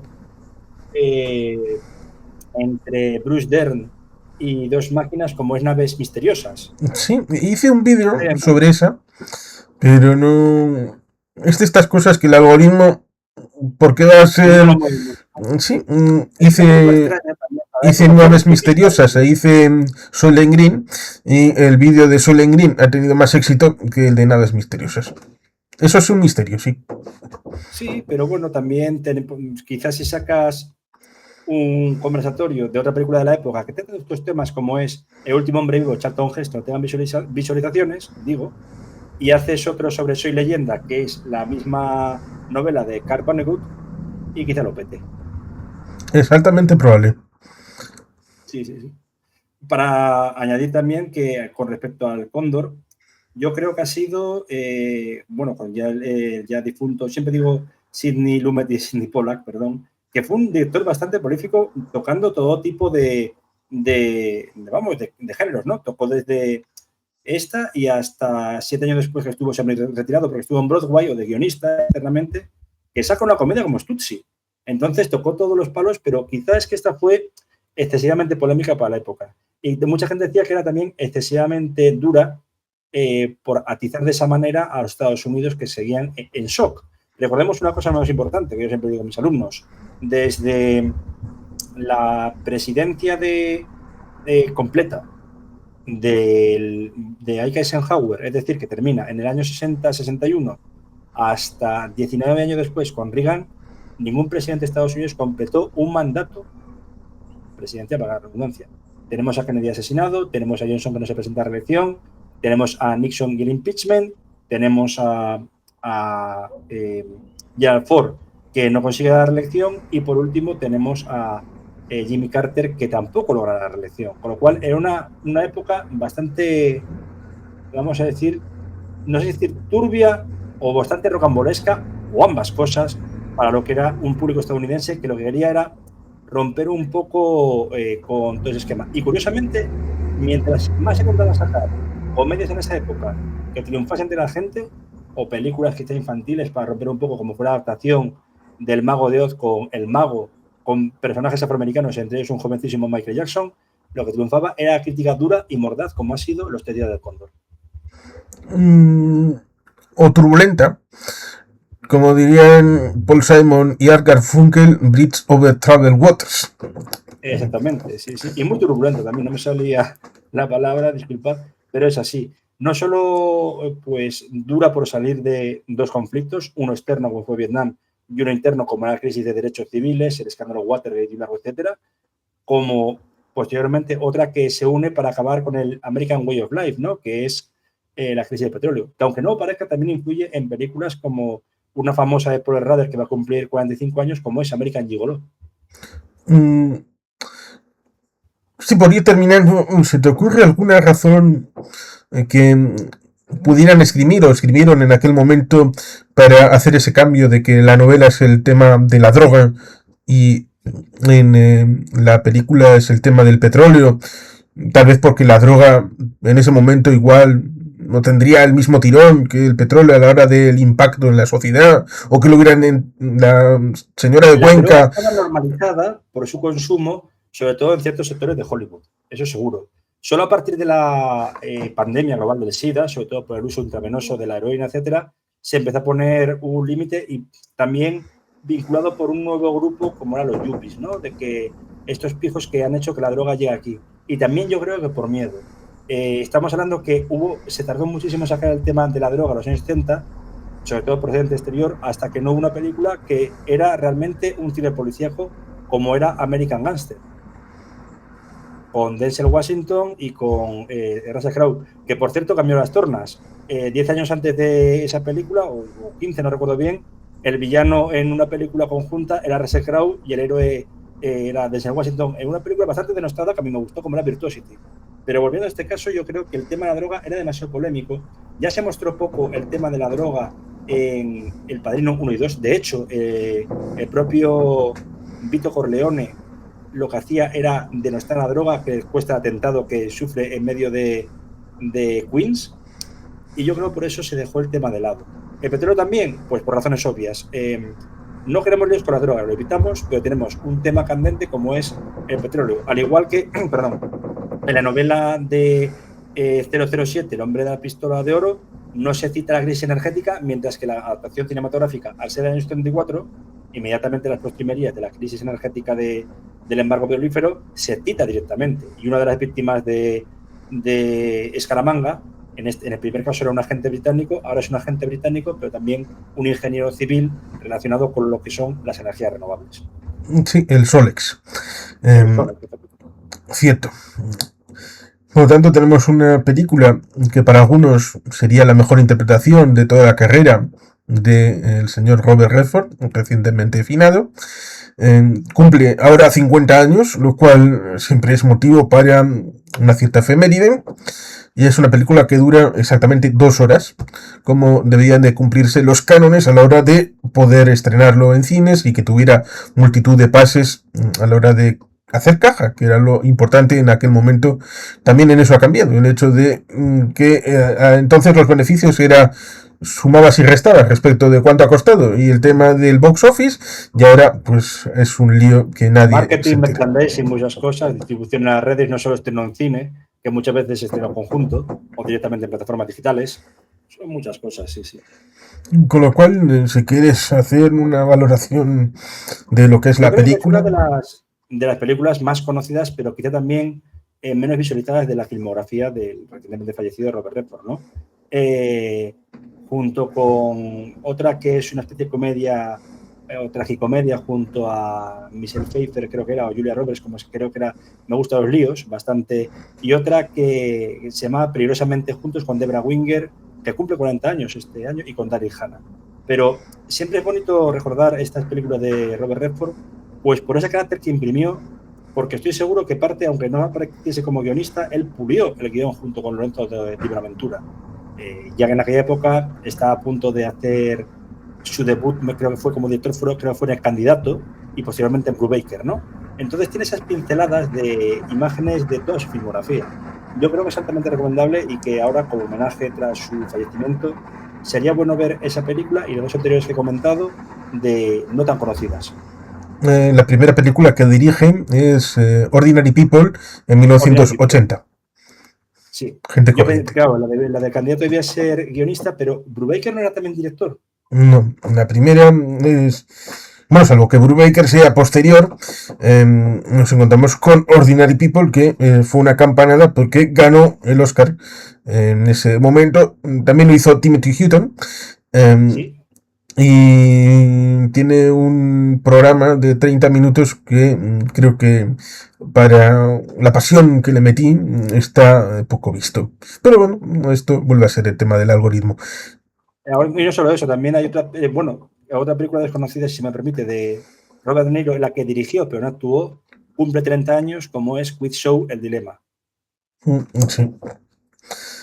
Pues sí, eso está una película, Los 3 días del cóndor, interesante porque tiene una evolución interna que la hace ágil y entretenida, que da cosas para reflexionar y pensar.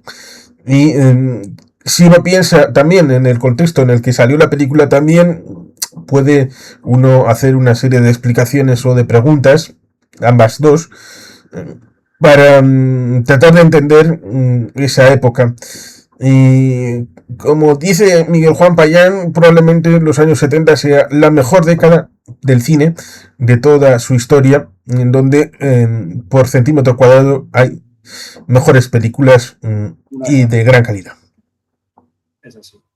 Agradeciendo como siempre el haber estado aquí este tiempo, Juan Carlos, contigo, y muchas gracias al público por estar atento ante la filmografía menos conocida de un gran actor, director y guionista, así como productor, de esto, creador del Festival Internacional e Independiente de Sundance, como era el señor Robert Charles Redford.